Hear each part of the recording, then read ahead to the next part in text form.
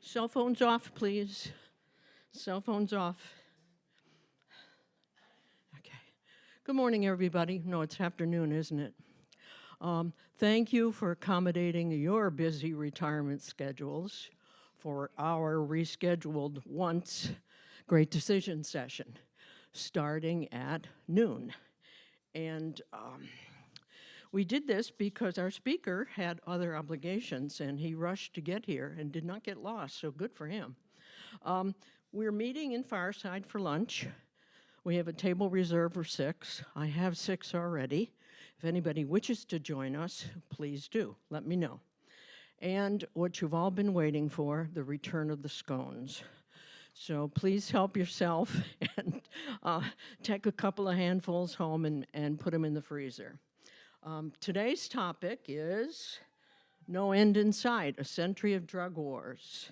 And Chuck has a question for our IT guy. Shall I just keep talking? I'm not on the screen.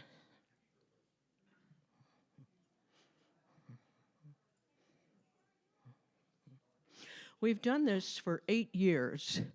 You would think that nothing would go wrong after all this time. 8 years, 8 sessions, 64 sessions, and every session something doesn't work. We thought we had it all. It's like play whack-a-mole.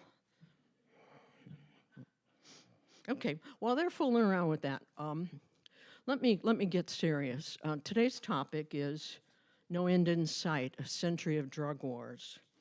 And the chapter summary is the issue of migration to the United States from Latin America has really overshadowed the war on drugs, which has been underway for decades with little signs of progress. And the chapter summary asks, what are the roots and the bureaucratic logic behind today's dominant drug policies in Latin America? Our country, too. Is it time to consider punitive drug controls, reconsider punitive drug controls and policies that disrupt supply chains and punish drug possession? So that's the key question. Are we good? We're good, yeah. Okay. The speaker shows up on the TV at home, but not here. Okay, that's all right. I don't need to see me. When I finished this chapter, and it was tough reading, I have to admit that, in between watching the television on Ukraine and coming back to the chapter, it's very difficult to engage with it. But I'm saddest to admit that the closest I ever came to in my bubble of white privilege to the slightest understanding of the violence and terrorism by drug cartels and disappearances, mass killing, and feminicides. And I looked that up in my Scrabble dictionary, and they do not recognize that term, feminicides. It's a killing of women, to keep them quiet. Came to me through a crime drama of 2 seasons with 13 episodes each on the FX network. Now, I'm not naive to think that I could be fully educated on the policy problems of drug control through a FX television series based on kind of a real event. But this was such a good series. It was originally done in Denmark and Sweden in that language, and then came over to the United States, and it was done in English and Spanish, and it was called The Bridge. It is an extraordinary 360-degree narration of all the problems discussed in the book. Depictions of mass killings, disappearances, gruesome tortures, secret locations, underground tunnels. For 2 years, I watched this, and it was just extraordinary. The American version takes place on the Bridge of the Americas. Have anybody ever been there?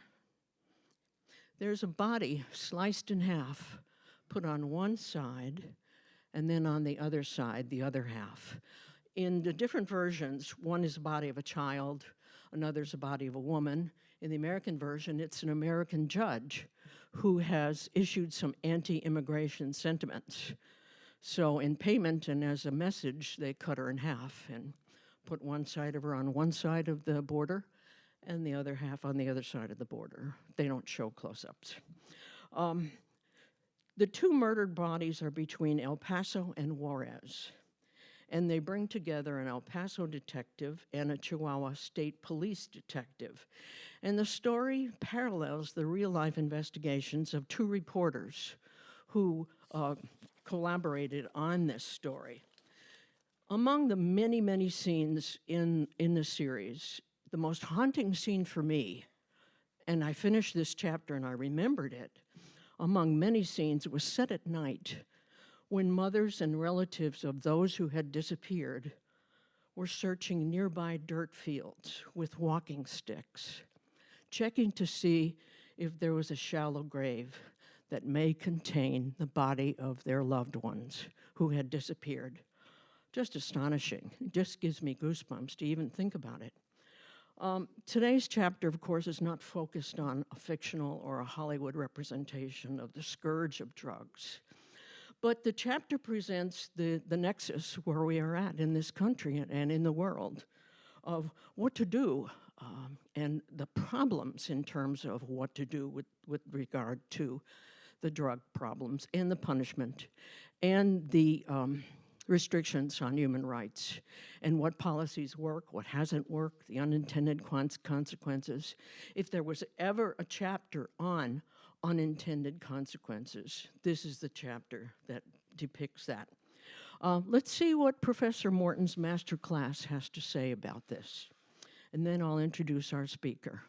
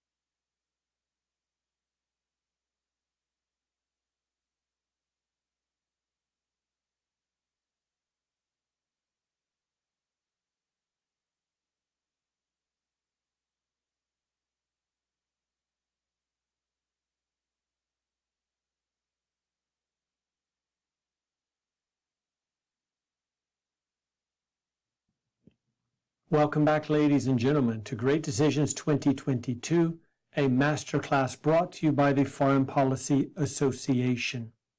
There are 9 topics in this masterclass. We are now at the point of looking at topic number 7, which is drug policy towards Latin America and the Caribbean. We have declared war on a number of entities over time. If we look back to the early 1940s, there was the declaration of war against Germany, Italy, and Japan, the Axis powers of World War II. There was a declaration of war on illicit drugs in the 1970s, and a declaration of war against global terror. Most recently, we've declared war on COVID. So what this tells us is that declarations of war are mere words. The question is what sort of policies underwrite them, give them life, and allow us to achieve our national interests. Before we can consider American foreign policy options, there are 3 main considerations. We're going to look at the bureaucratic landscape of dealing with international drug policy, the extent of the problem from Latin America, and then finally Latin America's own drug problem. We begin with the bureaucratic landscape. The United States, of course, is a very complicated government. The White House on top, the president presides. Drug Enforcement Agency plays a central role in our war on drugs and our policy towards illicit drugs in Latin America and the Caribbean. But it's not the only federal agency that deals with drugs. Far from it. The landscape is littered with dozens of federal, regional, and state-level agencies, all of them working together or against each other in confronting illicit drug trade, trafficking, and of course use. There are 43 federal agencies alone involved in American drug policy globally, which includes, of course, Latin America, and they're very often struggling with and against each other. They're doing so for primacy, for attention, and for resources, or they simply struggle with each other because they speak different bureaucratic languages and have different protocols. There are several different theories of bureaucratic behavior that we can apply to American foreign policy. There is what we call RAM, or Rational Actor Model, Organizational Politics Model, or the OP model, and then BP, which is Bureaucratic Politics Model. They explain foreign policy bureaucracies in stark terms. Let's begin with the Rational Actor Model. It is by far the simplest and most straightforward. It is the ideal model for foreign policy making. It imagines the U.S. government as a unitary actor, with a very clear head, which is the president, with information from all of the agencies flowing upward, being vetted and filtered, analyzed and polished, and ultimately making it to the president's desk. The assumption is that when the president and his or her team consider a foreign policy option, they have all of the best information at their disposal. Decisions flow downward in an authoritative fashion. When the president speaks, when the president decides, that is the policy that is implemented. And the country's overall interest, it is assumed in this model, prevail over all local, regional, and political interests. It's the perfect model of foreign policy, and if only foreign policy operated in this fashion. The organizational politics model has a very different system. It sees a number of organizations that are arrayed across the government, all of them involved in various foreign policy issues. For some issues, it's only a handful. For ones like drug policy, 3 or more dozen of them. They each have a head, Secretary of State, Director of Central Intelligence, the highest ranking members of the military, whether it's in the Pentagon or the Chiefs of Staff, all of them represented at the top. But these individual organizations have their own agendas, their own bureaucratic language, and their own interest. And it's their own parochial interest that oftentimes are pursued. We would like to think that the Defense Department and the State Department work together, as much as we'd like to think that the CIA and FBI work together. But oftentimes they hide information from each other, they're competing against each other, and they view each other as bureaucratic rivals. That's the organizational politics model. And finally, and somewhat similar, is the bureaucratic politics model. Here we look only at the leadership of each of those organizations and where they sit around the table when the president enters the room. So clearly the head of the table is for the president, in the president's absence, the vice president, and then everyone else is arrayed around the table, and where you sit determines where you stand. Meaning whatever label you have, SecDef, SecState, Director of CIA, Chairman of the Joint Chiefs of Staff, that determines your policy position. And if you have someone that moves from one institution in the government to another, it's amazing how quickly their policy issues change, their positions change, because where you sit around the table is where you stand on policy issues. And these elite policy makers, the heads of these large bureaucratic organizations, they trade horses with one another. They make trade-offs. They cut side deals.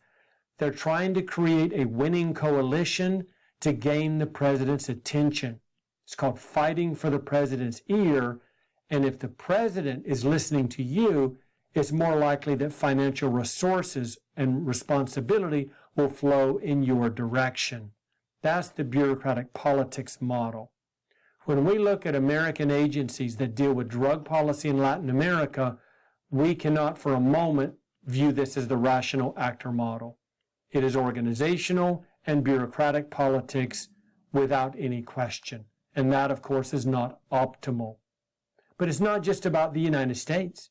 We're just one of many important players in the global battle against illicit drug trafficking and trade.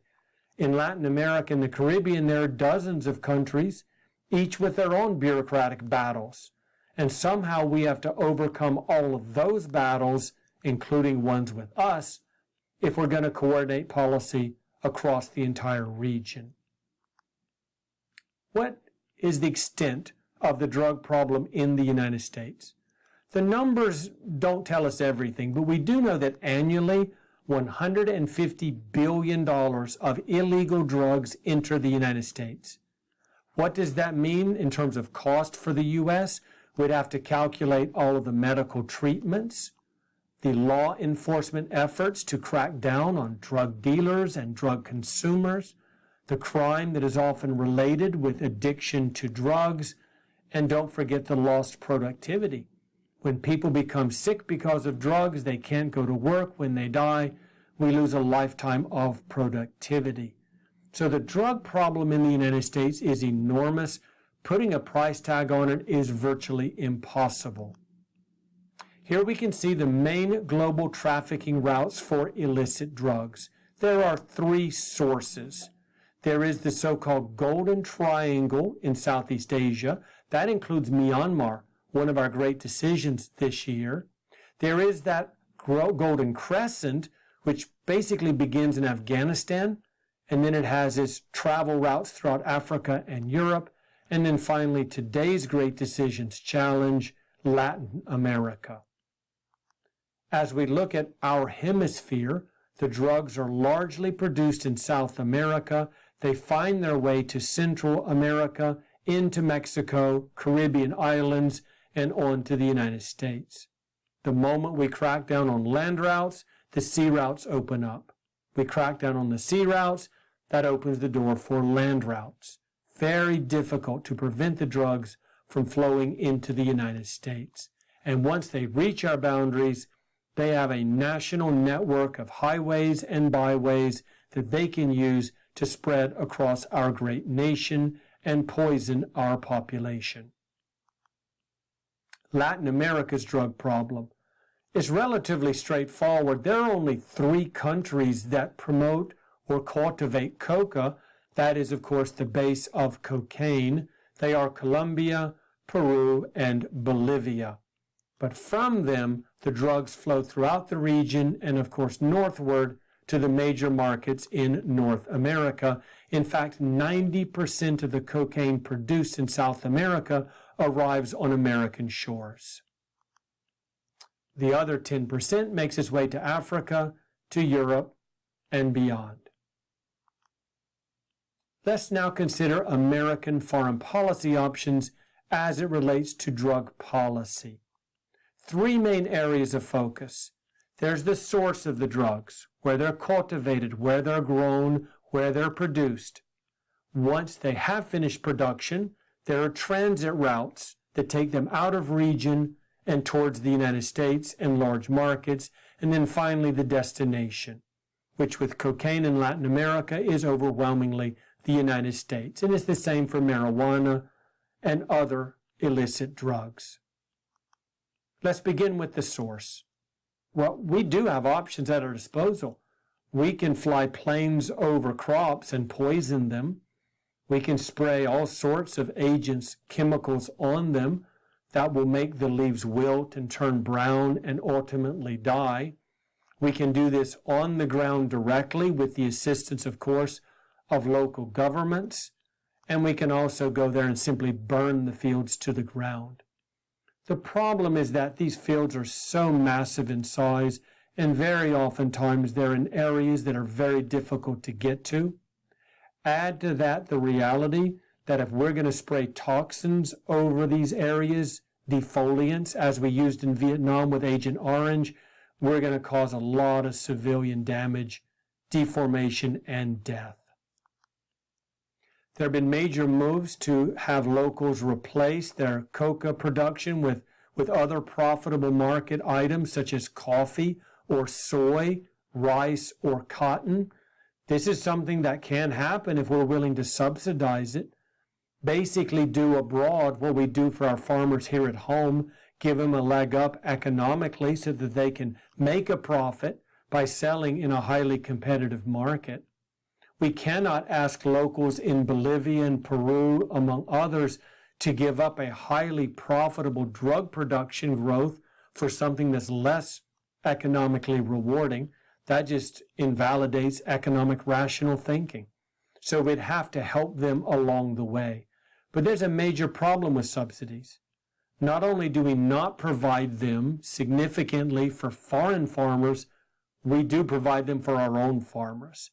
So we have poor countries in Latin America, very wealthy countries like the United States. We funnel enormous amounts of taxpayer dollars to our farmers. And when I say farmers, I don't mean mom and pop operations. I mean conglomerates with CEOs, lawyers, ad agencies in New York City and Houston and Los Angeles. They wear the $3,000 Italian suits. They probably wouldn't know one end of a shovel from another, but they're operating these massive farming industries. They have lobbyists that are very well paid on Wall Street and in Washington, D.C., and they're going to make sure that policies are going to be directed in the favor of their conglomerates, in the favor of their industries. So we pay farmers not to grow products. If they do grow them, we pay them not to sell them, and we pay them to store the products that they've grown that we're also paying them not to sell, both domestically and internationally. And what this does is it creates a very high profit margin for these conglomerate agricultural industries and allows them to sell their products both domestically and abroad very cheaply. In poor countries, where there isn't that enormous tax base to tap into, there aren't these sorts of subsidies. And what that means is that their farmers cannot compete. If we ask them to compete directly with us and our subsidies, they're going to migrate north. They're coming to the United States, or if they stay at home, they're going to turn to illegal drug production. They really don't have a lot of other options. So we're clamping down on migration, we're subsidizing our farmers, and we're somehow surprised that poor farmers in South America are growing coca and other illicit products. All right, if the source cannot be addressed, why don't we cut them off at the pass? Prevent those drugs from reaching the final destination. So let's take a look at how this works. There is the coca field. Inside of it, you've got the production, accumulation, and then initial transit to the production labs. We've already spoken of how the original point of production is very hard to get to. How about the production labs? Those are as well armed as any labs you'll find in the world. Premium, grade A military force with the best weaponry that drug money can buy. It would be a war in those countries for the governments to go after the production labs. And of course, the way that it works is that if the military of, say, Mexico attacks a production lab for marijuana, those production labs, those criminal elements are not going to go to war with their own government and military. They're going to commit acts of terrorism and attack on innocent populations, knowing that the population will then pressure the government of Colombia, of Mexico, or one of the others to halt their war on drugs. So cutting them off there is also difficult. The weakest point in this delivery chain is with the transit of the runners. These are people that are delivering, they're sometimes called mules. They're delivering the drugs across international boundaries to hand off to a new set of runners. We can attack them pretty easily, and that's what we tend to focus upon. Low risk for us and local governments, and a very high rate of success. The problem is that these runners are 14-year-olds. They're people who are very easily replaced. They are literally a dime a dozen in most of these countries. So as long as there are young people without jobs or futures, there will always be people to replace the runner that we just arrested and incarcerated. That certainly is not going to answer the question. So why don't we go to the real problem, which is the destination point, the demand side of the economic curve. Those drugs are produced and shipped to the United States for a singular reason. We are the market for them. We demand the drugs, we consume the drugs, we pay very high prices for those drugs. We can solve this problem with focusing on the United States. And what that means is that drug policy isn't just domestic and it's not just international, it is both of them at the same time. Our domestic policy is affected by our foreign drug policy, and our foreign policy is affected by our domestic drug policy. We call this issue intermestic. It's international and domestic at the same time, and it's one of the reasons there are 43 federal agencies and literally hundreds and thousands of state-level agencies involved in the drug policy. If we could succeed in dealing with the destination, American demand for drugs, it would solve the transit route problem and the source problem. If there's not a profit to be made, these criminal organizations are not going to produce an illegal drug. If they do, it'll be for shipment to other places on the globe. So how do we curb demand? What do we do about America's seemingly insatiable appetite for illicit drugs? The spectrum is wide. We can go the hardline route of law and order, hiring more police, more border guards, more sea patrols, and building a lot more prisons. Or we can go to the other end of the spectrum, the soft line side, and legalize at least some drugs. Take the criminal element out of it, as proponents argue. Law and order, we've been trying that since the 1980s at a minimum. It was in the 1980s, Mr. Reagan said, we're going to go after drugs. Mrs. Reagan said, just say no. But the government decided to begin incarceration with mandatory sentencing for drug offenders. And just look at the population explosion among American prisoners. So we have the Nixon Declaration, we have the Reagan Sentencing Reform Act. Put those two together, and we don't have enough prisons to hold them all. There are very few countries in the world that incarcerate a higher percentage of their citizens than the United States. And we could continue this curve right out into 2022, and the numbers are up, and away. Now the major trend is private prisons. So we have, again, corporations with profit motive, high-paid lobbyists in Washington directing resources to build private prisons, who have an incentive to encourage the sort of domestic policies and laws and sentencing that will send more customers to them. And of course, by customer, I mean prisoners. So if law and order isn't working, how about legalization? There's a strong movement in this country, and many U.S. states now have legalized pot or marijuana. But this never works because you can't legalize cocaine. You can't legalize methamphetamines. You can't legalize so many of the very hard drugs, the dangerous killing drugs that are very popular in the United States. And even legalizing marijuana won't work. I mean, companies will make a profit and people will smoke, I guess you'd call it safe weed, but there's always going to be a demand for stronger marijuana, stronger beyond the envelope of what domestic law allows, and there will always be a demand for cheaper marijuana. Legalizing it raises the price. It must be regulated, inspected, taxed, and as a result of that, the price of marijuana goes up, and that means there's always a market for less expensive, i.e. illegal, marijuana being shipped in, including marijuana that is much, much stronger than what people can get through the legal resources. Legalization doesn't work, law and order doesn't seem to work, but there's a whole array of options in between, both domestic and international.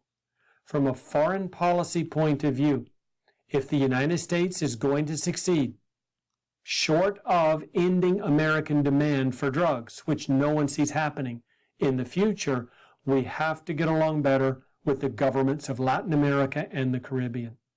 We need to build trust with Mexico first, because when there is something that happens across that border and we want to send the FBI or other special agents over to investigate, we need the Mexicans to cooperate with us and to allow us access to those areas. And if we don't have good relations with them, and if we can't trust them, then we can't work with them. Mexico is the first point of focus, but it very quickly becomes all of Central America, the Caribbean, and South America. That is a very tall order, and one historically that we have not been terribly successful at. We have a poisoned relationship with Cuba, and many countries in Latin America refuse to work with us on important issues until we can get beyond the Cuban issue. Beyond that, there is the very chilly relationship we've historically had with Brazil, the largest and most influential country in the region. So rather than thinking of policy that includes all of Latin America and the Caribbean, we should focus on Mexico first, clean up our mess of a policy in Cuba, which serves no one's interest economically or politically, and then work very hard on a better relationship with Brazil. From there, we can branch out and perhaps have more success in heading off the illegal drugs that are entering this country. Solving the destination is first, but focusing on foreign policy and better relations certainly has to be part of the calculation. Thank you once again for attending this lecture as we move quickly towards the end of the 2022 series. Stay engaged and make great decisions.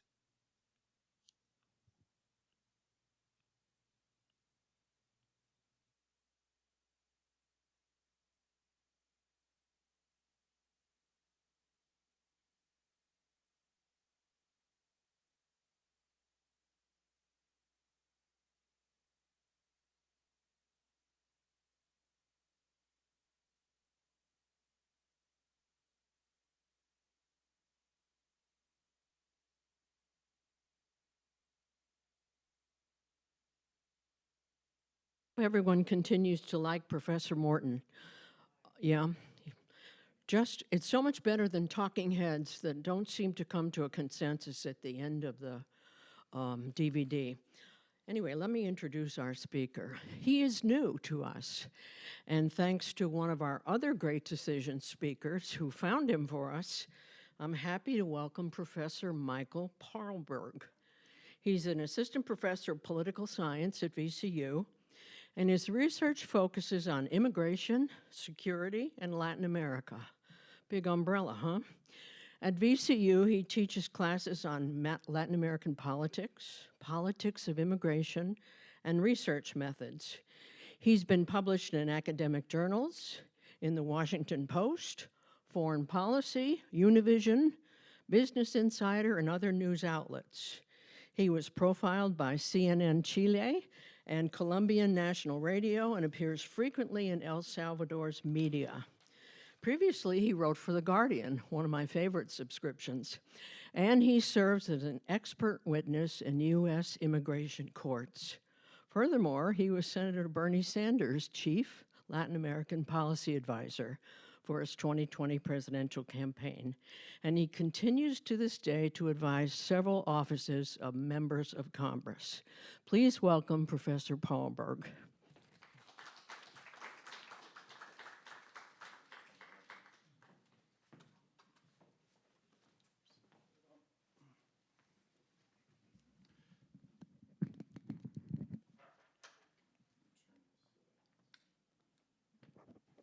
Okay, I've turned on the mic. Can people hear me? Okay, terrific. Well, thank you very much, Penny, for the introduction and for inviting me. It's great to be here. This is my first time. As Penny mentioned, I'm a political science professor at VCU. I focus primarily on migration issues. I focus on Latin America. I don't focus primarily on the drug war. I did put that in the title of my piece, but I'm going to talk more in the context of migration, and then talk about 3 countries which are important for both questions of migration and drugs and security in the region. So it's going to be a bit of a scattershot presentation. If I'm going too fast or if I'm not speaking loud enough, please just let me know. And it's okay to interrupt me too if you have any clarifying questions, but I guess we will have a Q&A. So let me just start out by saying, I'm going to be talking about migration here at the beginning. I'm going to start talking about migration, then go into the country case studies. And I want to acknowledge migration is it's a contentious issue in U.S. politics. And I think this is something that there's a lot of charged language around it. In my opinion, there's a lot of misinformation about it, but I want to say that there's no one right answer or wrong answer. I think this is an issue that reasonable people can disagree on. You can believe that we should have more restrictive immigration policies, less restrictive immigration policies, and those are all valid things to believe. So I'm not going to tell anyone what to believe, what positions to have. I'm going to share a few things at the beginning that are what I think are misunderstood issues about immigration that don't directly relate to the drug war issue, but I think it's a good thing to preface the conversation before we get into the nitty-gritty of the countries. So let me just start. Let's see if this clicker works. Oh yeah. So this is about me. I'm, as I said, assistant professor of political science at VCU. I'm also what's called an associate fellow with a think tank in DC called the Institute for Policy Studies. It's not a paid position, it's just an affiliation. I focus on immigration security being things like gangs, crime, conflict, civil conflict, and things like that. I've done work with the OAS, which is called the Organization of American States. It's kind of the United Nations for the Americas, as an election observer in Colombia and El Salvador. Those are the countries that I spend the most time in recently. I'm also going to talk about Mexico as well, which I've also spent time in. Also, I didn't put this, but personal background, I'm not Latin American. I'm Korean American, if that matters. My father is a foreign service officer, so I grew up kind of around the world, and that's where I learned my Spanish in Panama, and kind of stayed focused, especially on Central America. I kind of focus on the whole region, but Central America is really the main focus of my research. I was Senator Sanders' chief Latin America advisor in the 2020 campaign. I guess I can talk about that a little bit in the Q&A if you want, but it's not really entirely relevant to this, and I do continue to interact as much as I can with the House Foreign Relations Committee, House Foreign Affairs Committee, the Senate Foreign Relations Committee, to talk about issues of Latin America. I studied at Georgetown University, and here's some contact information if you want to reach me. Okay, so I'm going to preface this with kind of what's been in the news, maybe not so much in the last month because of the Ukraine crisis, but let's think about maybe a few months ago where we talked about the border crisis. I would put this in scare quotes personally because oftentimes if you pay attention to the news for a while, you'll notice we hear about border crises coming up every once in a while, maybe every few months or every few years, but this is not the first time we've heard the term border crisis. This, maybe you can't see it very well, but this is the numbers as of July 2021, so it's a little old. Since then, this went up to about here and then kind of dropped. Not way down, but kind of went up about like that. These are, so first of all, when we talk about the border crisis, or migration crisis at the border, it's measured in terms of what called migrant encounters at the southwest border, so the US-Mexico border. And by border encounters, that means encounters between would-be migrants and, well, border enforcement, generally border patrol, also sometimes immigration customs enforcement. This is an imperfect measure. So first of all, if you can imagine one reason why this would be an imperfect measure, we're measuring by encounter, we're not measuring by person, right? So a lot of times, if someone is trying to cross the border 2 or 3 times, and we know that the coyotes, the people who smuggle people across the border, their fee covers 3 border crossings, generally speaking. So, these numbers tend to be inflated at times when there is heavier border security, and more people are trying to cross, they can't cross, they go back, they try to cross again. So these numbers don't necessarily, not counted by person, so it doesn't necessarily accurately represent the scope of the issue, right? Another thing you notice, the lines go up and down a lot, right? So what does that tell us? It tells us that a lot of times border crossings are seasonal. They go up with work that is available in the U.S. They go up with the agricultural industry, the growers in California that grow fruits and vegetables, and people go to pick them. A lot of people go, and then they don't necessarily stay. They go back to Mexico, they go back to Central America, which is to say there is such thing as circular migration. Not everyone who's migrating to the U.S. wants to stay in the U.S. And even people who have migrated to the U.S. and lived in the U.S. for a long time, I've interviewed a lot of them, done focus groups, they intend to retire back home, and they're sending a lot of money back home to build nice houses for them to live in, which remain empty for decades, waiting for their owners to kind of come back. This is not everyone. It's just to say there's a lot of complications to how patterns of migration. But anyway, we can see if we decide that this is a problem, that this is this large number of people who are encountered at the border is a problem. First of all, we say, okay, if it's about it is at a high point. It's a high point that's about the same as it was about 20 years ago in the 2000s. So that is high, relatively speaking, but it's not unprecedented historically. It's about a 20-year high. If you were to take a longer view here, then you can see, yes, again, about where it was about 20 years ago, but also where it was in about 1980. And in fact, border apprehensions or attempts at crossing were much higher overall in the 1980s and the 1990s than they were in the 2000s. Since the turn of the century. So, what are the reasons? Well, there are a number of them. One is 9/11, right? There was a much bigger emphasis on security in general post 9/11, and of course the 2008 recession also drove down a lot of demand for labor, and so a lot fewer people were coming after 2000. But once again, it's not that this has never happened before. It's more, in some ways, if you want to look at it, the rate of border apprehensions or attempted border crossings is kind of going back to what it used to be. It's kind of what it used to be normally, if you want to think of it in those terms. Now, there's a few myths here. First of all, there's the myth that most new immigrants are people who are, so we're going to get into this terminology, asylum seekers or refugees, basically the people who are coming to the border right now.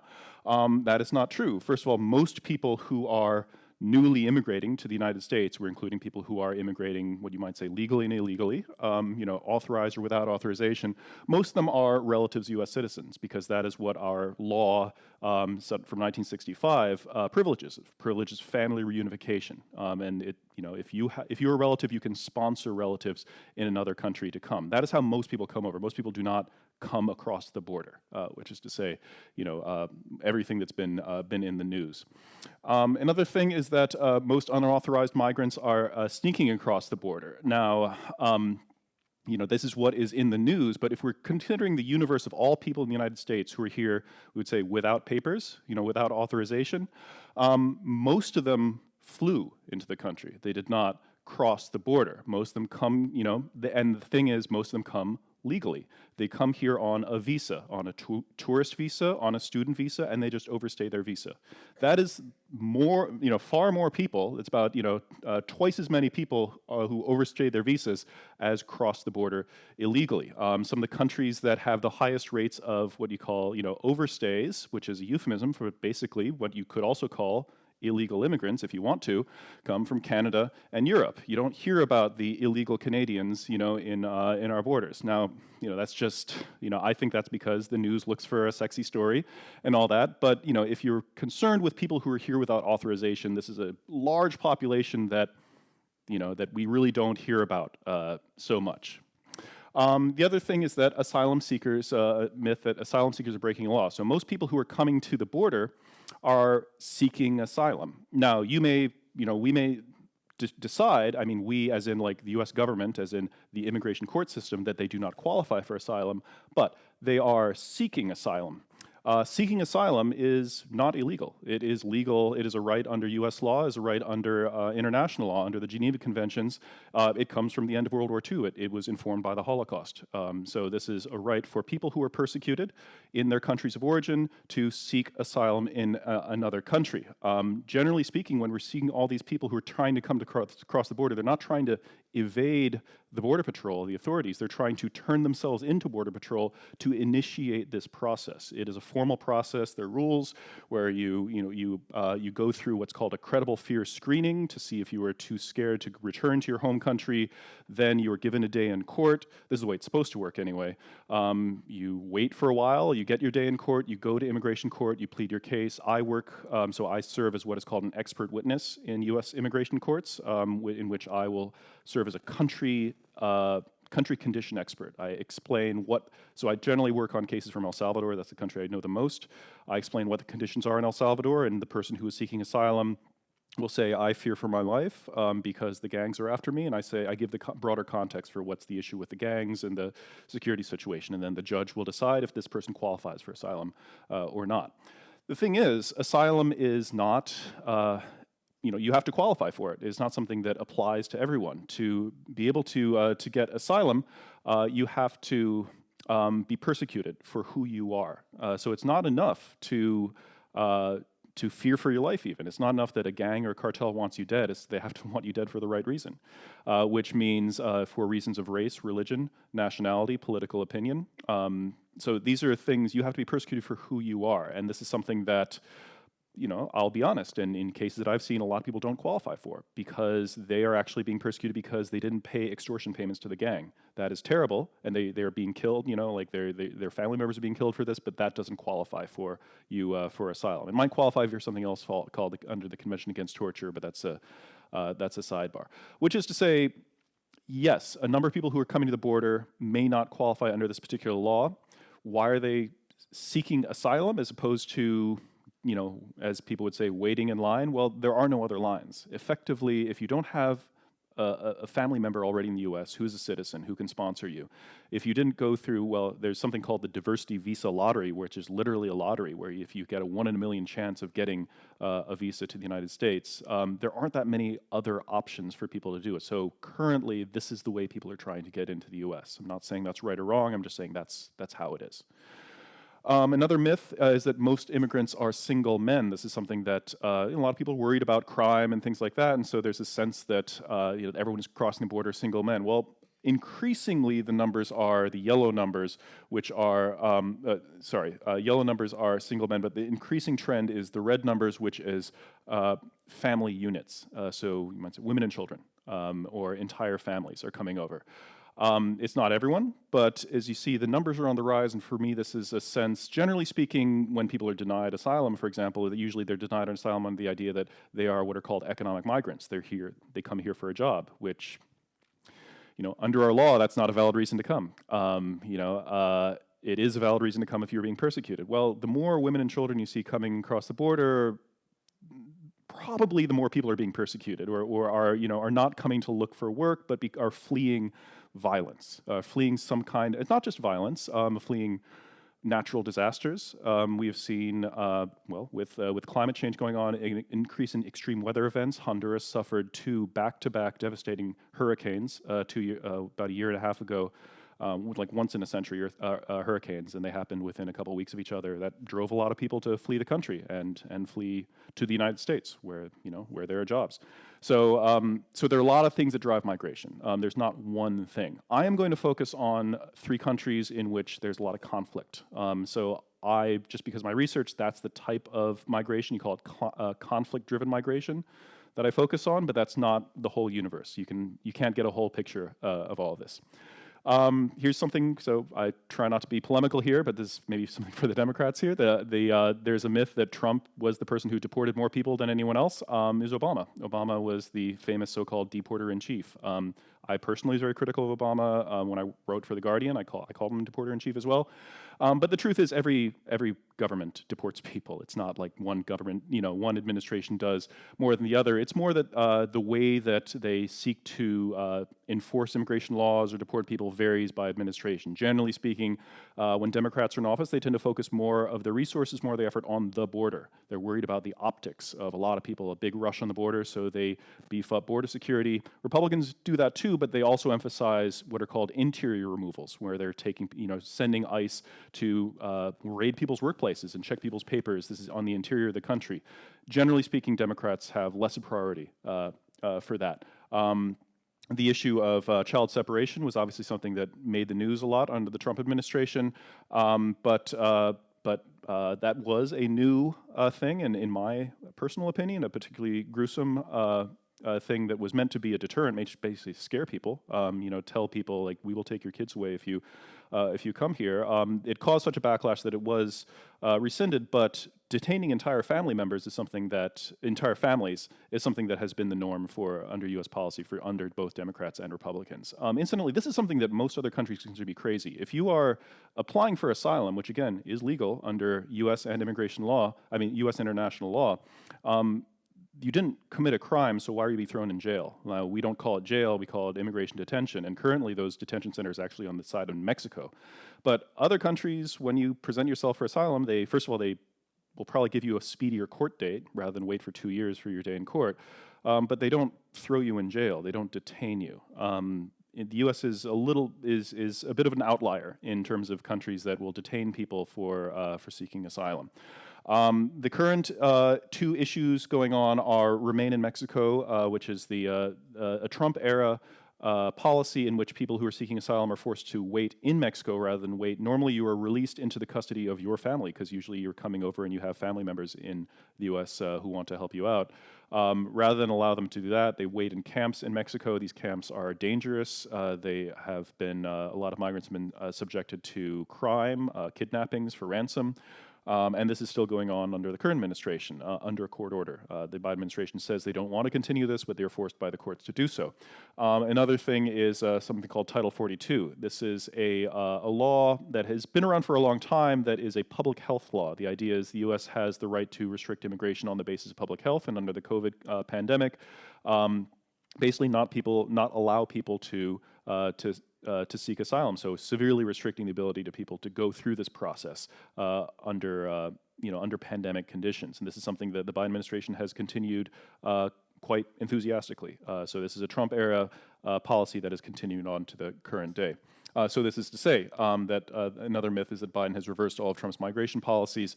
That is not actually true. This is it's just a repeat of what I just said. But as you can see here, these are once again the apprehensions at the U.S.-Mexico border. Incidentally, too, one thing I guess I wish I had a better graphic, but at the time that child separation took place, it didn't actually have a deterrent effect on migration. So the way that it was sold was, well, this is a cruel, maybe this is a cruel thing, but it'll scare people from coming over across the border. That did not happen. It did not actually scare people from coming, which again is evidence to me that people are desperate, and the people who are coming are doing so because they feel that they don't have another choice. Here's something that ties a little bit to the conversation about drug wars, the myth that border walls stop drugs. So this was, under the Trump administration. We're just talking about methamphetamines here, but methamphetamine seizures went increasingly up under the Trump administration, despite greater border security. Here's some pictures. So here's one part of the border wall, which there was a flood, and it just kind of it opened up some parts of it. It's very hard to maintain a perfect border. There are border barriers through much of the border. Most of the parts of the border that don't have barriers are rivers or mountains or deserts or places that are largely seen as mostly inaccessible. And actually building walls on all the other parts of the border funnels migrants through those dangerous areas where more people die when they are crossing the desert. But just in terms of blocking drugs, well, the cartels, the smugglers, they're quite ingenious. So this here is a catapult that was confiscated by the DEA. So they're literally tossing, bags of drugs over the border wall. This is a kind of homemade submarine that was used to kind of go around the San Diego area. So this is the old saying, like, show me a 50-foot wall, I'll show you a 51-foot ladder. A DEA official was quoted about the catapult saying, we have the most high-tech border security in the world, and we were defeated by medieval technology. And of course, they have tunnels, they have all sorts of things. And most of the drugs that come to the U.S., they come in through legal ports of entry. They just come in cars and trucks. You know, they're just hidden in compartments. We don't have the capability to inspect every single car and truck that goes across the border, and the cartels make an economic decision, which is say we might lose like 1 out of 20 shipments because they get caught, but the other 19 are going to go through, and we're still going to make a profit off of that. So, you know, you can't stop this with walls necessarily. So, going to get into a question of the link between crime and immigration. So, these are two hot topics. They are often linked in the news. A lot of my research goes into examining whether this connection is real or not. The spoiler is mostly it's not. They're generally speaking, when social scientists, political scientists, economists, criminologists look at this empirically, which is say they get data, they test it, they test the data. They generally find what are called null effects, which is say there isn't an actual link between the two. And these are just some papers here. But generally speaking, we find that we're just talking about undocumented immigrants here. Overall, they tend to commit less crime at the individual level. Undocumented immigrants commit less crime than native-born Americans, and at the municipal or town or regional level, towns that have more undocumented immigrants actually tend to have less violent crime. So this is not, the studies show, the empirics show that there isn't actually a connection between these two things. But we know politically that there are major political dividends from talking about immigration and crime in the same breath. Obviously, President Trump did this a lot. He focused a lot on a particular gang. I actually do a lot of research on this gang called MS-13. But I want to point out, it's not just the U.S. It's not just Trump in El Salvador. So this is a picture of a billboard I took in El Salvador. This is a campaign ad. This is a woman saying, "Quiero regresar a un país sin maras." I want to return to a country free of gangs. This is a Salvadoran woman standing in front of the Washington Monument. So there's a large Salvadoran population in Virginia, in the Washington, D.C. area. A lot of them are fleeing violence. A lot of them are fleeing gangs, but they also send money home to support their family members. And so this is a woman basically saying, I want to come home, but I can't, because of the security situation. And also, this was a different billboard, but there were billboards suggesting that people were going to stop sending money home if the security situation, if the crime situation didn't improve, because they were worried about the money being stolen by gangs. And it's known that gangs do target people who have family members in the U.S. because they know they receive money from the U.S. So, which is to say, crime is a hot. I'm not going to diminish the issue of crime. Crime is an important issue, and it's a very important political issue, and it's especially important in Central America, and Mexico and Colombia, where frankly it's a much worse situation than it is in the United States.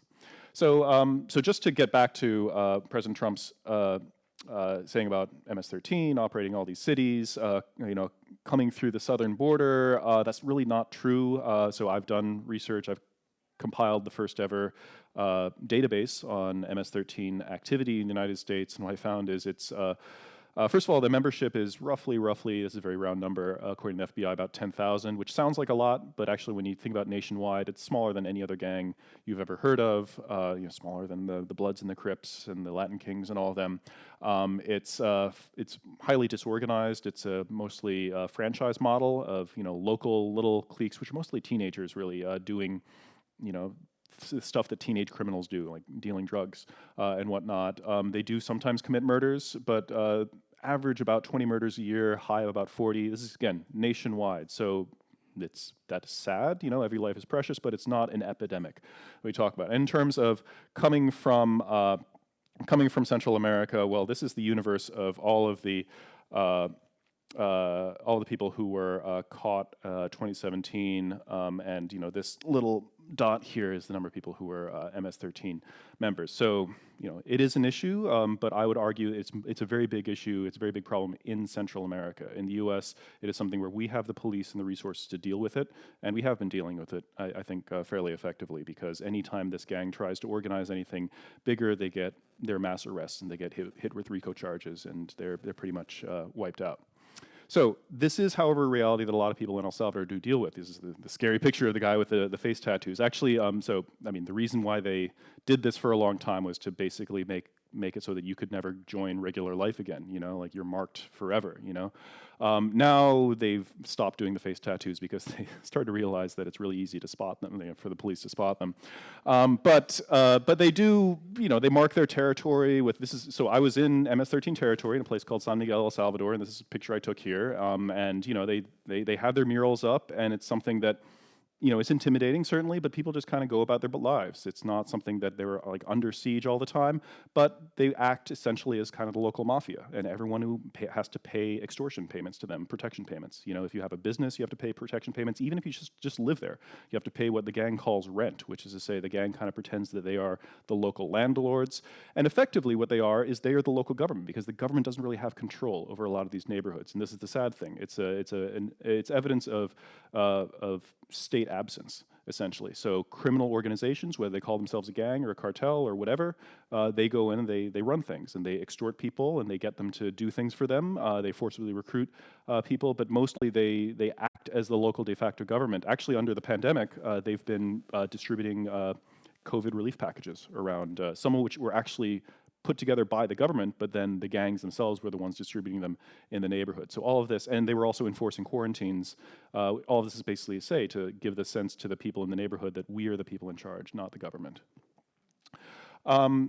The origin, I'm going to tell a bit of a backstory about the gangs, the cartels, and other conflict actors in my three countries, El Salvador, Mexico, and Colombia. But from El Salvador, another myth about the gangs is that they are from Central America. They're Central American gangs who are infiltrating the United States. That's not true. They didn't start in Central America. They started in the United States. They started in Los Angeles. The two main gangs are MS-13 and 18th Street Gang, or Barrio 18 in Spanish. 18th Street Gang refers to 18th Street in Los Angeles, where they got started in the Pico Union neighborhood. Now, there was a terrible civil war in El Salvador from 1980 to 1992, pitting a Marxist guerrilla army against a U.S.-backed military dictatorship, which was also backed by death squads. It was a very dirty war. A lot of people were being killed, and a lot of people fled. For that reason, a lot of them ended up in Los Angeles and in the Washington D.C. area, are kind of the two main areas. In Los Angeles, there were already a lot of gangs, and according to the lore, anyway, a lot of the established gangs, which were mostly Mexican American gangs, picked on the newcomers because they were newcomers and they were not Mexican American. This is another sense and a thing important to understand. All Latin Americans don't get along with one another, and a lot of times Central Americans. Just like Mexico looks to the U.S. as the big bully to the north, a lot of Central Americans look to Mexico as the big bully to the north. And so a lot of the Mexicans would pick on the Central Americans. Supposedly Central Americans who were kids formed gangs. The original gang was called the Mara Salvatrucha Stoners, which is to say they were mostly a bunch of teenage kids who liked to hang out and smoke pot and listen to heavy metal. They were not exactly a terrible. They were criminals, but they were not a very scary group of people. The way they became a transnational criminal, or the way they became a criminal organization was in 1984. Los Angeles got the Summer Olympics, and Los Angeles, the LAPD got a mandate to clean up the streets.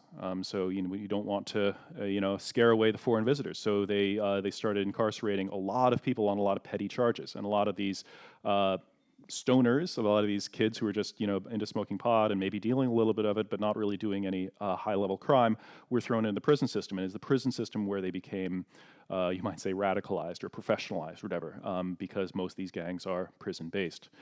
And this is where they changed their name to MS-13. The 13 refers to the letter M, which is the 13th letter in the alphabet, which is a tribute to another prison gang called the Mexican Mafia. It's all very complicated and kind of like gang lore, gangland, internal politics. But anyway, they came out of the prison system becoming much better organized and much more of a threat. Even then, they were still a domestic threat. They were a threat in the U.S. They were not so much a threat in El Salvador. That changed under President Clinton.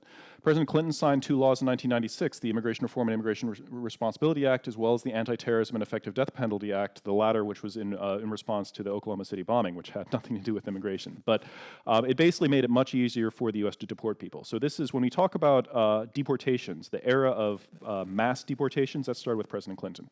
And since then, deportations have been at a much higher rate than they were before. And it got to be so that you could deport people for much lower level crimes. I've worked on immigration cases, or I've testified in courts on immigration cases in which people were accused of things like drunk driving, which is a crime, but public intoxication, public urination, things like that. And they were here without papers, so they were liable to be deported, but they were in previous administrations not considered a priority. This basically increased the universe of people who were considered criminal deportees, even though how we define criminal was, a little bit vague. What this meant for Central America is all of a sudden, every day they got plane loads of criminal deportees showing up in the airport. They didn't have jobs waiting for them. A lot of times they didn't have family waiting for them. Sometimes they hadn't really been socialized into Central America. I mean, they were maybe born there, but they lived most of their lives in the United States. A lot of times they didn't really speak Spanish. And they were coming to a country that they barely knew, where no one was waiting for them, and where they had the stigma of, this person is a deportee. What do? Well, if they're lucky, maybe they got, some help from their family members, but a lot of them, they turned to crime. Or maybe they got recruited by other criminal groups, or in the case of MS-13, 18th Street Gang, they formed the same criminal organizations, the same gangs they had in Los Angeles, they formed there. And unlike the United States, where we do have the resources, we're a rich country, we have police to do this, these are poor countries. They didn't have the resource to deal with thousands and thousands of deportees showing up, and forming criminal groups. So they quickly got overrun. And the response from the state has been called in Spanish mano dura, which means hard hand, but you think of it as iron fist, like iron fist policing.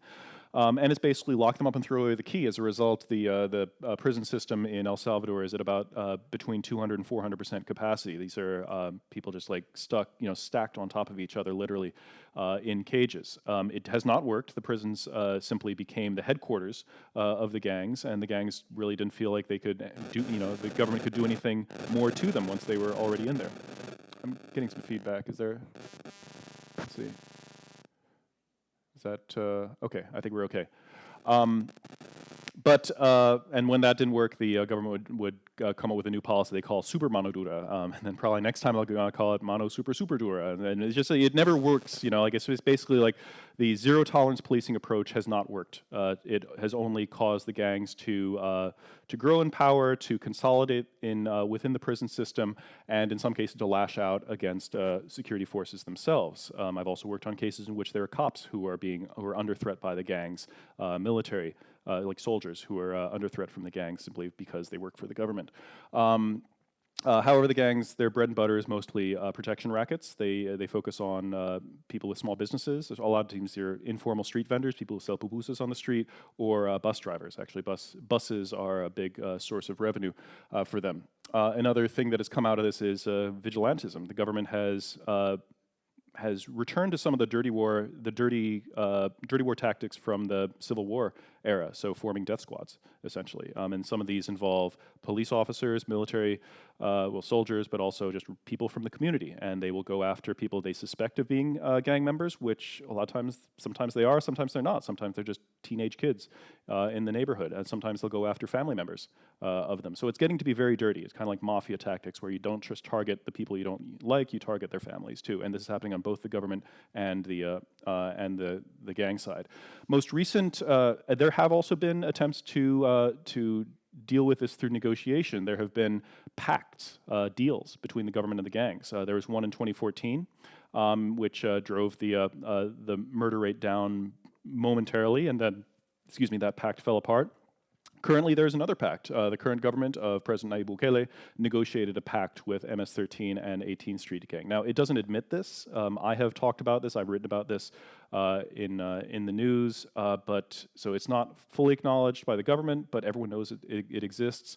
The U.S. government knows it exists, so it's been acknowledged by the Department of Justice when we have issued extradition requests for gang leaders, who we want on international drug charges. But the terms of these pacts are always essentially that the government wants the gangs to keep the violence under control. So keep the murder rate down in exchange for, we don't know. Sometimes these are perks, like perks for imprisoned gang leaders. They get, I hate to say it, but they get prostitutes to visit them in prison. They get, play video games, whatever it is they want in exchange for keeping the murder rate down. But this puts the gangs in a very powerful position, because they know anytime they want anything from the government, they can just drop more bodies on the street, and the government has to negotiate with them. And this is to say also, and this is something that I've written about, the official murder rates have gone down. This doesn't mean people have stopped murdering. And this is a scary thing, but currently in El Salvador, a big issue is disappearances. As the murder rate has gone down, disappearance rate has gone way up. And from my research, and other people have said this too, it seems that the pact is the government telling the gangs, you do a better job of hiding the bodies, and we won't look for them as hard. So these are pretty terrible. These deals with the devil, right? But is to say that the murder rate is a hot issue. This current government is actually quite popular because the perception is they're keeping the crime down, even though, in my estimation, they're keeping it down in a very, dishonest way. This is all to say, in the bigger context, this is a country, and a lot of these countries that we're going to talk about have dealt with corruption for a long time. So there's a sense, because crime is rampant, and because because the gangs, or in other countries cartels, have become so enmeshed in the political system, or just running entire neighborhoods, there's a sense that, well, what can you do? You got to negotiate with them. Past presidents in El Salvador, pretty much every president in El Salvador has gone to jail or been accused of embezzlement, sometimes for really terrible things, not necessarily to do with gangs. This is Francisco Flores. He stole $15 million from a relief fund for earthquake victims, but actually donated by Taiwan. So there's a general sense, there's a deep cynicism in a lot of these countries where you can't trust the politicians, you can't trust anyone. So it's almost like, yeah, you got to deal with the criminal elements, you got to deal with the mafias, but they're not that different from the politicians. So, what are you going to do? In my estimation as a political scientist, this is a really bad, this is a bad sense. When people just don't trust the political system at all, this is the kind of thing that leads to deep instability. Another, as a colorful example, mayor of the town where I was doing my research was a guy named Will Salgado. So he kind of classic populist figure. He puts his name on everything in the town. You can't really see it, but the trash cans say courtesy Will Salgado. They don't say courtesy of the municipality of San Miguel, but it's like everything's courtesy of him personally. This guy he's a drug dealer. Everyone knows him. He ran a death squad during the Civil War. He killed a whole bunch of people, and then he formed a drug gang. He's in bed with the Peronis cartel. Everyone knows this, but and he actually is especially gruesome. He was quoted in newspapers saying he has a collection of children's skulls in his house left from the Civil War. He later sued that newspaper for libel, claiming he'd been misquoted, which makes you ask, how exactly does someone get misquoted saying they have a collection of children's skulls at their house? But he keeps getting reelected because he uses drug money to throw massive parties. The big Mardi Gras Carnival celebration every year in San Miguel is like the biggest one of the year. So again, deep cynicism, kind of clientelism in a lot of places. The current president is this guy with the beard, Nayib Bukele, who just took a selfie of himself at the UN. He's a young guy. He's a millennial president, or kind of barely millennial, kind of like me. He's about 40 years old, and he's the one who made the pact with the gang. He is an authoritarian president. He sent the army in to occupy the legislature, to intimidate lawmakers. He is since he's purged the Supreme Court, purged about a third of the judges in the country, got rid of the attorney general when the attorney general started investigating him. So I'm very publicly critical of him, but he's popular. Why is he popular? Because and despite the fact that everyone knows he made a deal with the gangs, well, he seemed like someone who got things done because he made this deal with the gangs, and now the murder rate isn't so bad.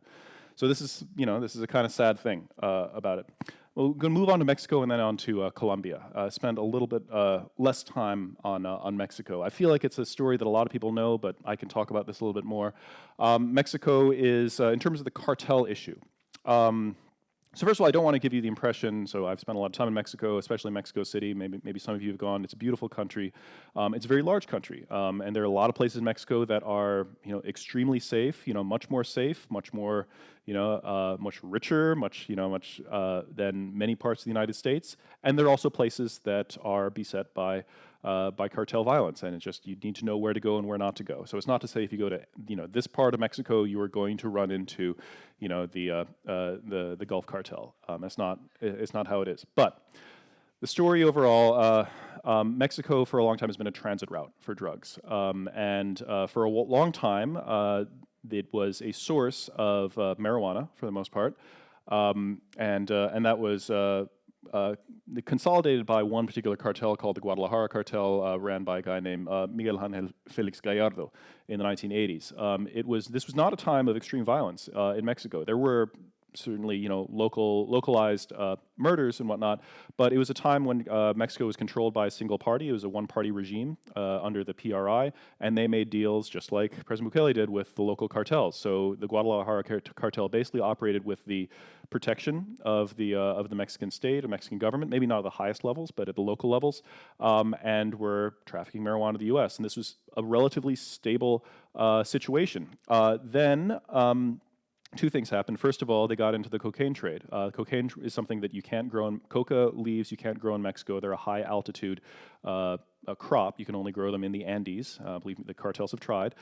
And so they began, trafficking this drug, which was, easier to smuggle because it's smaller, higher profit, but also because of those higher profit, attracted a lot more competition and a lot more conflict.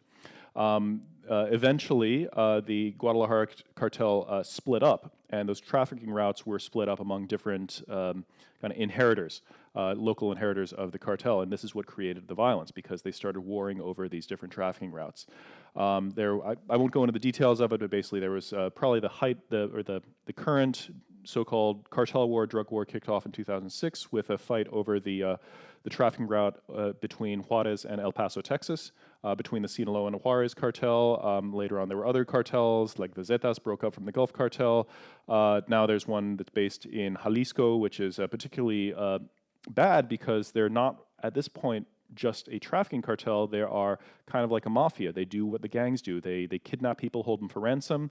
They demand extortion payments from people. So, which is to say that, in some ways, people talked about the old style cartels as kind of like the good narcos because they just traffic drugs and they didn't really mess with the community. Now the newer style cartels, they see the people in their community as people that they can prey on, essentially. So it's kind of a new predatory model of organized crime. And you can see some of the things. First of all, they're very well armed. This is down bottom right. This is the Jalisco cartel. So they have armored personnel carriers. They have high-tech weapons. They have uniforms. This is for show. They're doing this for a video to intimidate their opponents and the government. But this is to say, they're well resourced. They recruit people from the Mexican military. This is what's called a narcomanta, a narco blanket, which they hang from bridges, which are advertisements to come work for us. The advertisement is saying, Marina Armada de Mexico, so they're aimed at the Navy. So just like we have Navy SEALs, the elite special forces within Mexico are the Mexican Navy. And so the cartels deliberately try to hire people with military backgrounds, particularly these elite forces. And they say, we'll pay you 10 times as much as you make currently, come work for us. And they just do it publicly, and there's a number you can call, and so it's very much out in the open. They engage in horrific things like kidnappings for ransom. One of the most notorious and horrific things was in 2014, the kidnapping of 43 college students from the state of Guerrero, a place called Ayotzinapa. Their bodies were never found. And the horrific thing was that they kept looking for the bodies and they kept finding other mass graves, but when they do the forensic tests, they would find they weren't the students, which would say there were other people who were missing who they didn't even know. What the students were doing, they were going to protest the local mayor and the governor for being in bed with the drug cartels, which they were, and it's likely that the mayor sent the cartel after them to kill them, to shut them up. So this is not, again, I don't want to paint an entirely negative picture of Mexico. Mexico is a very big country, but this is happening in certain parts of Mexico, and it is a result of the demand for drugs in the United States. I'm going to talk about Colombia too. Colombia is a bit of a different case because, first of all, this is a case of an outright civil war, civil conflict that has been going on, and in some ways it hasn't ended since the 1960s. And it's also not a major source of migration to the United States. There are a lot of Colombians in the United States, but not nearly as many as Mexicans and Central Americans. But it's a complicated story. I can't go into all of it, but basically the summary is. There's been conflict in Colombia for a long time. And kind of like we talked about in Mexico and El Salvador, parts of the country in which the government really didn't have much of a presence. There's a period in the 1940s and 50s called the violence, la violencia, that was kicked off by the assassination of a politician who was running for president named Jorge Gaitan. He was not a leftist or a Marxist or anything like that. He was just a member of the Liberal Party, the two parties were literally called the Conservatives and the Liberals. But when he was assassinated for advocating for land reform, which threatened large landowners, a lot of people basically became convinced that electoral politics were not a valid route in Colombia, that they were never going to allow, a reformer to win the presidency peacefully. So a lot of people took up arms. And there was first of all an extreme period of violence for about 10 years in which 200,000 people died in the country. This led to a coalition government, but a coalition government that was largely excluding most people outside of the elites, and the formation of new guerrilla armies, notably the FARC, the Revolutionary Armed Forces of Colombia, which is which until very recently was the largest guerrilla army in Colombia. The two major armed actors in Colombia on the guerrilla side are the FARC and the ELN. The FARC recently demobilized, 2016 officially. They signed a peace treaty with the government. The ELN, the National Liberation Army, on the right, they are still at war with the government. They're not as large, but they are still a threat. These are the areas that were controlled. The height of the violence was from about 1998 to 2002, at which point that the FARC, which is the larger of the organization, controlled vast swaths of territory. In fact, they controlled a plot of territory that was the size of Switzerland in the south of Colombia. The ELN is kind of scattered throughout the country. At this point, they're stronger along the border with Venezuela, and they actually operate within Venezuela with the tacit approval of the Venezuelan government. Both of these organizations also involved heavily in drug trafficking. And at the height of the Civil War, civil conflict, this is in the late 90s, early 2000s, there were horrible acts of terrorism in which they were blowing up discos, clubs, and whatnot. But for a long time, this is something that didn't really affect most people in urban centers like Bogota. It was something that was seen as something that's happening out in the countryside, so we can ignore it. It really wasn't until the early 2000s when these bombings started to reach urban centers that there came to be a call for both an end to the conflict and negotiations with this. This is a kind of colorful example of their munition, their weaponry was not the most sophisticated. This is something called a donkey bomb, which is kind of like a country version of a car bomb. We would strap large gas canisters to a donkey and point in the direction of the nearest police station and blow up. And they later actually hired the Irish Republican Army to come train them in bomb making later on. They were briefly detained, but then released, and they're back in Ireland now. Child combatants was a major problem. People on both the guerrilla side and also on the right-wing paramilitary side would forcibly recruit children. Kidnappings were also a major part of this. The FARC, especially renowned for kidnapping politicians. This is Ingrid Betancourt, who's actually running for president right now. She was held by the FARC for I forget how long, about maybe 8 years. Or so. She was a politician from the Green Party, so from a left-wing party, which is to say the FARC did not only target right-wing politicians, they targeted whoever they could. And something that really angered the Colombian population was their kidnappings of soldiers. They would go after members of the security forces, members of the military, and hold them for ransom for sometimes as long as 14 years in makeshift prisons that they kept in the jungle. And these were not necessarily officers. A lot of them were enlisted soldiers, which is to say regular people. Which is to say a lot of people who might have been, working class Colombians who might have been sympathetic to their views were turned off greatly by these tactics. Paramilitarism was another side of this. So this war got dirty, and the government wasn't the only actor fighting against the guerrillas. There were right-wing paramilitaries, which were essentially private armies that were raised originally by large landowners and later by large drug dealers to fight against the guerrillas. The first ones were formed by the Medellin cartel, most famously Pablo Escobar, as well. Although you can really trace this back even further. A lot of parts of Colombia that I've been to where, again, there's very little government presence, and whoever is the largest landowner, they'll have a lot of land because they graze cattle. That's usually the source of wealth for a lot of these a lot of places, and so they'll have a lot of guards to guard their cattle and guard their the perimeter of their properties. And usually, the larger the landowner, the more guards you have, and those guards essentially your private army. And then you happen to be the person in town who has the most guns, and you can order people around. And that's kind of how it's been in a lot of these areas for a long time. So the history of private armies is something that morphed into the drug war and the Colombian civil conflict. The hippos is kind of, I'll tell this story later, I'm kind of running out of time, but there were a bunch of hippos that got released that Pablo Escobar had kept as pets, and then they got released into the wild when he got killed. But horrible atrocities that happened. A lot of massacres, most of which were carried out by the paramilitaries, although a number of them were also carried out by the guerrillas. 30 civilians, 15 civilians, 100 civilians killed at different times. A lot of times these would just be civilians who were accused by the paramilitaries of harboring guerrillas or even just having pro-guerrilla sentiments. The paramilitaries would engage in some things called social cleansings, limpieza social, in which they go after, they would try to enforce moral laws, social norms that they felt were important. So they would say, they would murder homeless people, they would murder drug addicts, they would murder people who were gay, people who they thought fell outside of the norms that they were trying to enforce. They would also act as guns for hire. If you were a business owner and your workers were trying to unionize, they would hire the paramilitaries to kill the union activists. For a long time, it was the most dangerous country in the world to try to form a labor union. However, these atrocities, they were carried out by the paramilitaries, they were carried out by guerrillas, but also carried out by the military with U.S. backing. So the ongoing scandal in Colombia right now is called the false positive scandal.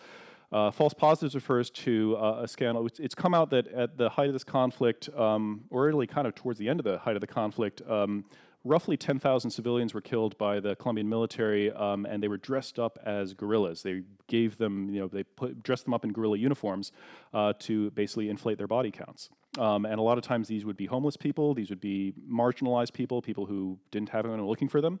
And it was just a practice that went on for several years. Now there have been people who've gone to jail, who've been tried for this, and it's a major scandal that has engulfed the Colombian military, which for a long time was a very respected institution because they were the ones who were on the front lines of this fight. This has also dirtied a lot of politicians in Colombia. So the paramilitaries first were given a peace deal, an amnesty by then President Uribe, and as part of this peace deal, they got amnesty. So they were never going to go to jail.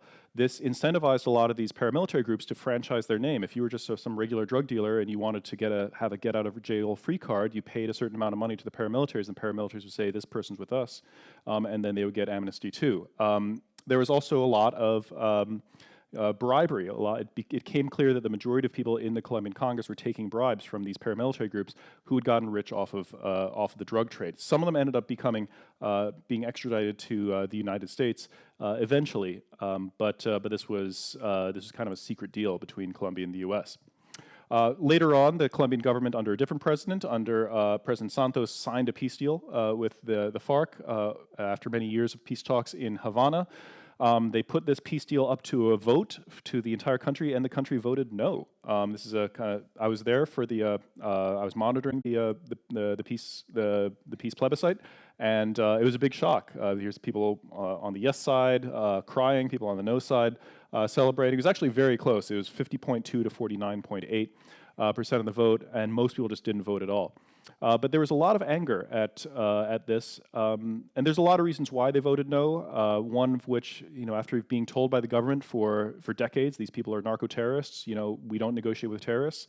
A lot of people were saying, why are we negotiating with terrorists all of a sudden? Another was a lack of understanding of what was in the peace deal, but a lot of it was just distrust of the government. Once again, governments, there's a lot of cynicism in a lot of these countries, and they see the corruption going on, and anything the government says you should vote for, they said maybe we should vote against it. So again, a lot of the underlying problems here are weak institutions and corruption. An unfortunate thing that's come out of this is, despite the fact that this conflict is supposedly winding down, the paramilitary supposedly have demobilized, the FARC has supposedly demobilized, in their place have become local mafias. So a lot of them, they just change their names. They're the same people, they have the same weapons, doing the same things, drug trafficking and kidnappings, but they call themselves now the Black Eagles or the Urabeños or the Rastrojos, and there's just a lot of these operating in the country. And the government, this is kind of a semantic sleight of hand, they can say the conflict is over because these groups have demobilized. But anyone who doesn't demobilize, they just call them banda criminales, criminal gangs, or BACRIM. And that just kind of makes it into as if this is a completely new conflict. Well, it's usually the same actors doing the same things, and to an average person on the ground, it doesn't really matter. I once talked to a guy who came up to me when I was doing election observation. I had a jacket on with the OAS, so I looked like an official, and so sometimes people would come up and talk to you on the street, and this person was on the run because one of these groups, the Águilas Negras, the Black Eagles, had threatened to kill his family, or they had. So his brother had testified in court against one of their members for a crime that they did. The gang killed his brother and then issued a death threat to the entire family. So the whole family had to flee, and he fled to another state in Colombia where I met him and. I asked him, well, what did the government do for you? And he said, well, they gave me a bulletproof vest, and they said, good luck. So there is no witness protection in these countries because it's such a big problem. There's so many people. You can't give safe houses to every single person in the country. This person attracted a crowd, and a lot of people, Colombians are very friendly and always want to give helpful advice, even if it's not that helpful. And one person was saying, have you thought about maybe growing a mustache? And another person said, maybe you should wear a hat. But that's like there's no real protection for civilians who are under threat from these criminal organizations. So I'm going to tie this up here with just implications of violence for migration and foreign policy. Ongoing problem with a lot of these places is lack of self-control. A lot of these places are places where the state just, I was in parts of Colombia where you don't see a police station, you don't see an army base, you don't see a government office for miles and miles. And the places where there are, the politicians are corrupt. People don't trust them. A lot of times they are bought off by many of these criminal elements. And so again, people say, why should we trust the state? Why should we report things to the police? This creates a culture of vigilantism. People taking up arms on their own. And a lot of times these vigilante groups, sometimes they are successful, sometimes they will run the local mafia out of their town, and then they will become the local mafia. A lot of the cartels in Mexico, they started out this way. They started out supposedly these Robin Hood figures, but then once they expelled, whoever was there, they engaged right in the exact same illicit businesses that their predecessors were doing.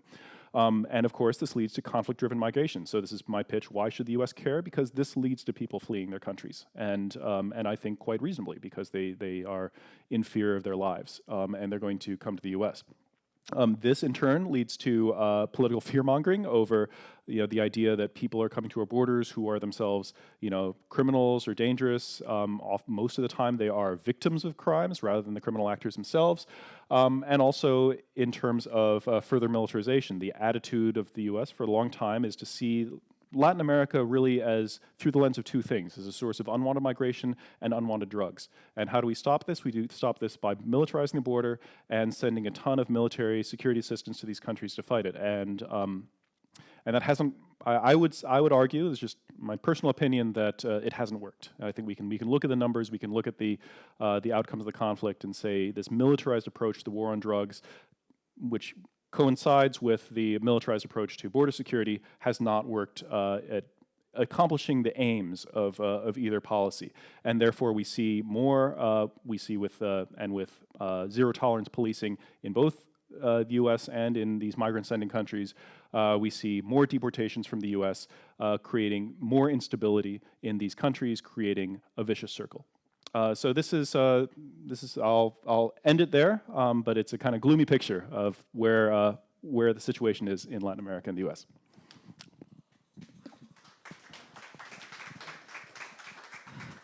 Questions? Oh, I'm sorry. I think I went over time. No, you didn't. Okay. Hang on.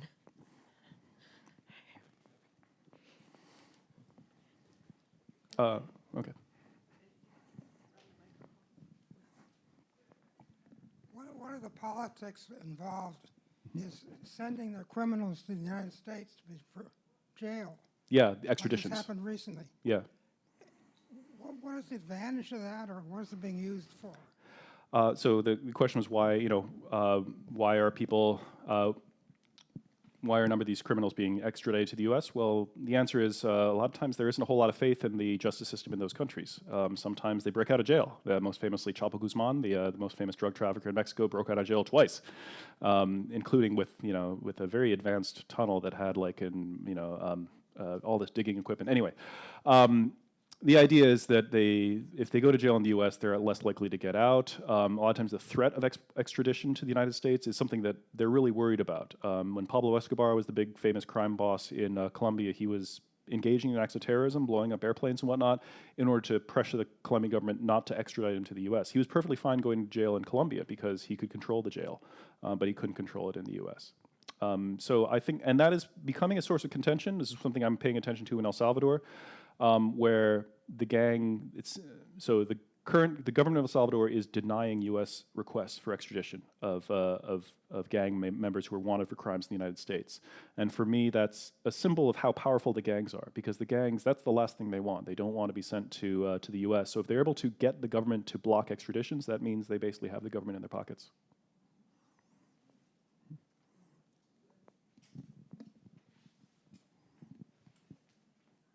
So what do you see as a good step in terms of stabilizing our relationship and their governments? I know that's a very big question. I don't have one big solution. I think there's a lot of piecemeal things, and I'm hesitant to. So one thing that was raised in the video, for example, was the question of legalization or decriminalization. And I think there's some, we have seen some successes with that, but some not. Marijuana is de facto legal in many states in the United States right now. And a lot of people were wondering, what does that mean for the cartels? Are the profits going to go down? Are they going to become less active? What we did see happen is, it's true, they did start making fewer profits from marijuana, but then they just shifted into methamphetamines and other things, and shifting into kidnappings.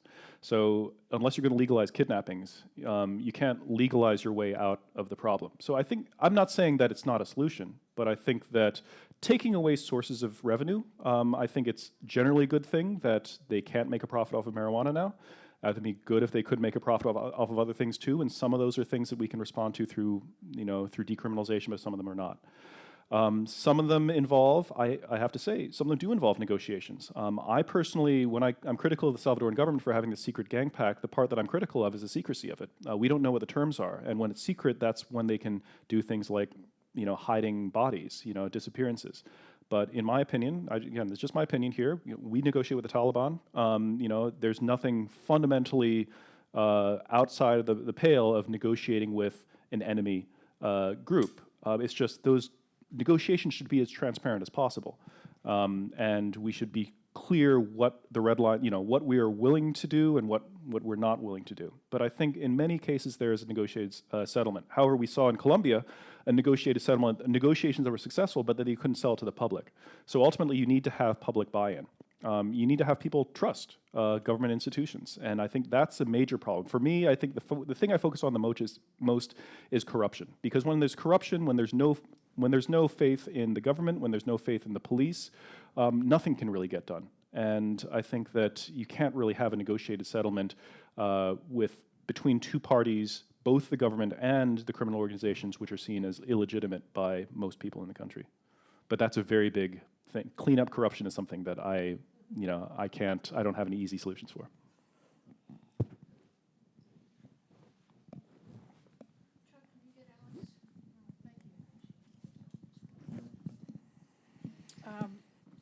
I guess I should stand up, right? Thank you. How much of a drug problem among the population do these countries actually have in terms of their own population being users? I don't think very much. Do you think there is any efficacy in trying to put more emphasis in our country on decreasing demand through public health policies and if possible? Yeah, I mean, I think that would be the ideal, that demand for drugs in the U.S. goes way down. I mean, that is what's driving the trade, right? It's not internal demand. Obviously, yes, there are people who use drugs in all countries, but the profits are driven by the U.S. This is why, like it's much, the price of any drug is going to be much higher in the U.S. than it is going to be in Mexico or in El Salvador. So the cartels, the gangs are going to focus on that market. So yes, if the demand were lower, then I think that would be the number one thing that would take away profits from the organizations and therefore,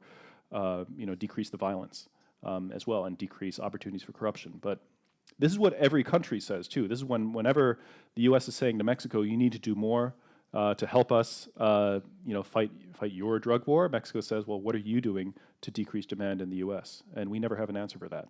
So I don't really know what and I'm not a social worker. I'm not someone who works on these issues in the U.S. So I don't really know how decreasing demand would work at a policy level or a social services level.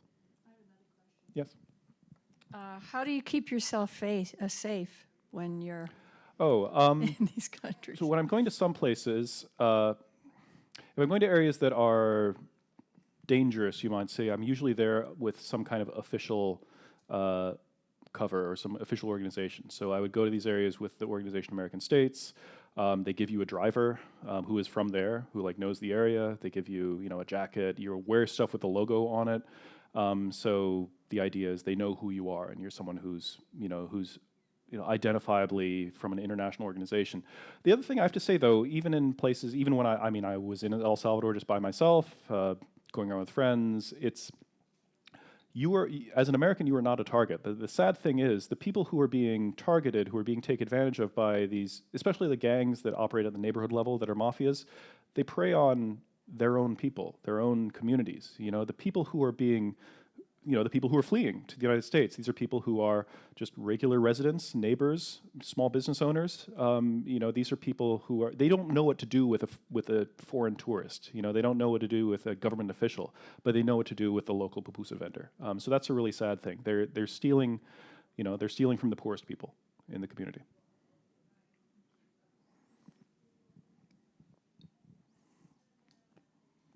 I think we have a question up here.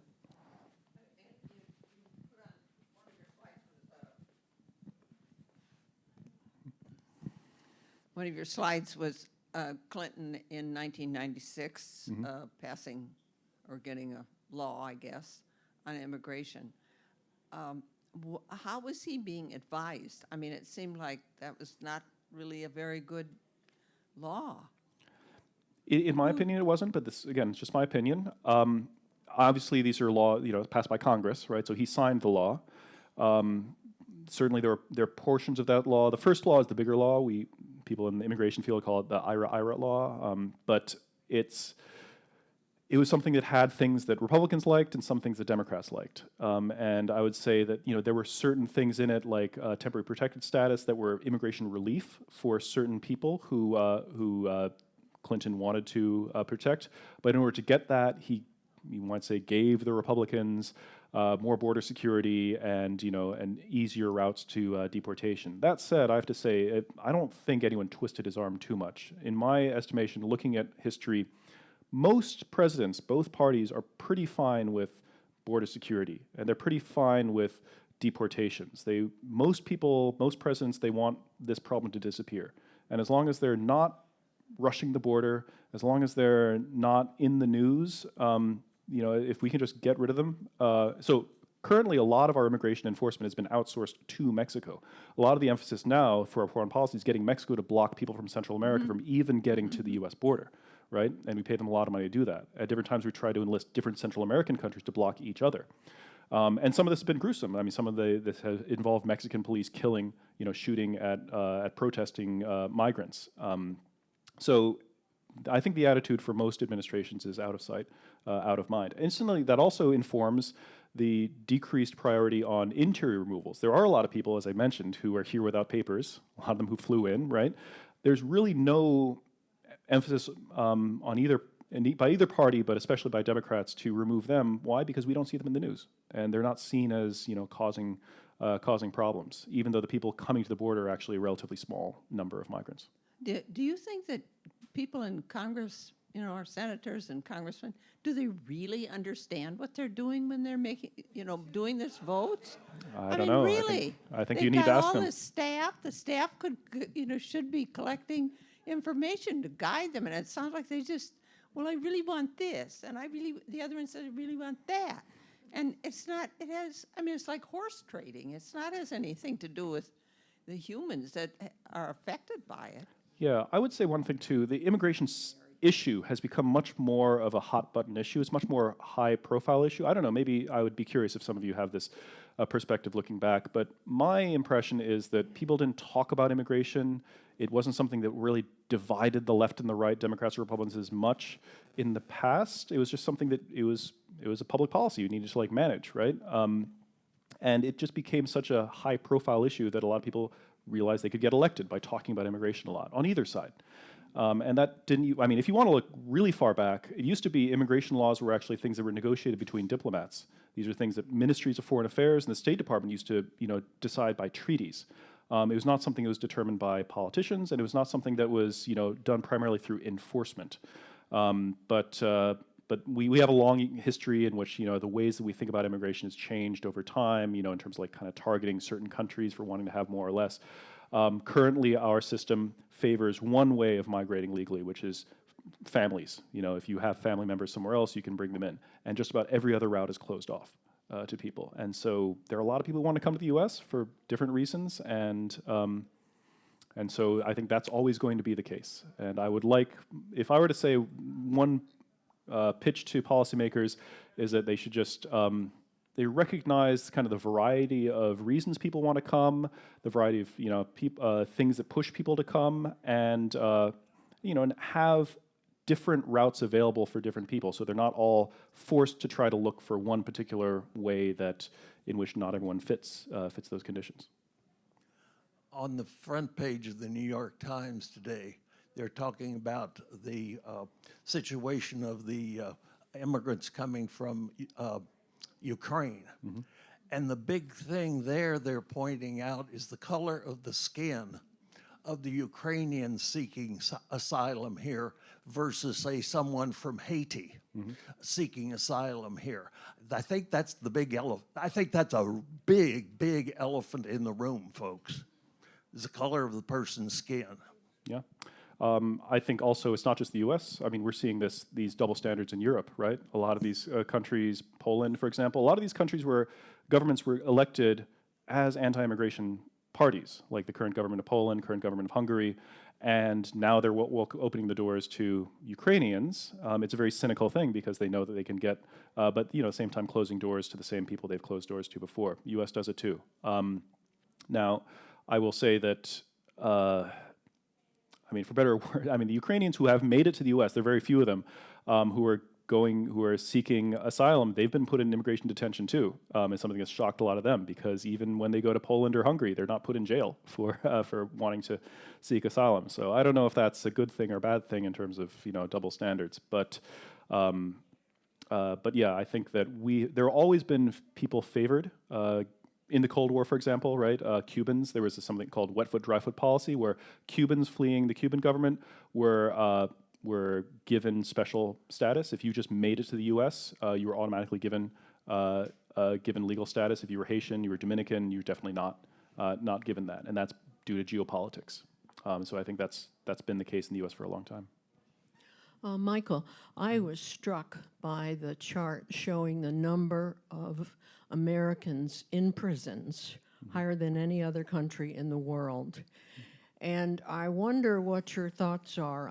If a single person can do something like support legislation to grant amnesty to 3-time drug arrests, what would you recommend a single person can do about that high prison rate with people who don't necessarily deserve those harsh sentences?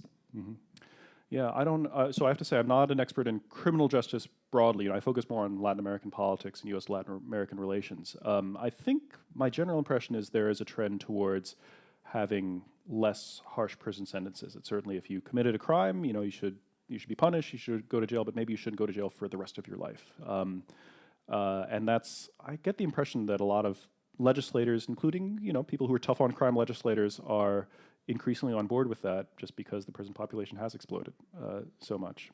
So I'm hopeful that, personally, I think that that's a good trend, and I think that we should encourage that trend of just having what I would consider reasonable prison sentences, reasonable approaches to crime that don't just rely focus only on punishment and isolation, but also focus on rehabilitation.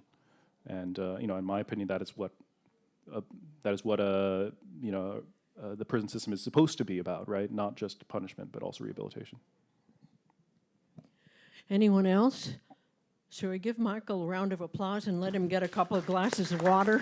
Well, thank you very much. It was a pleasure.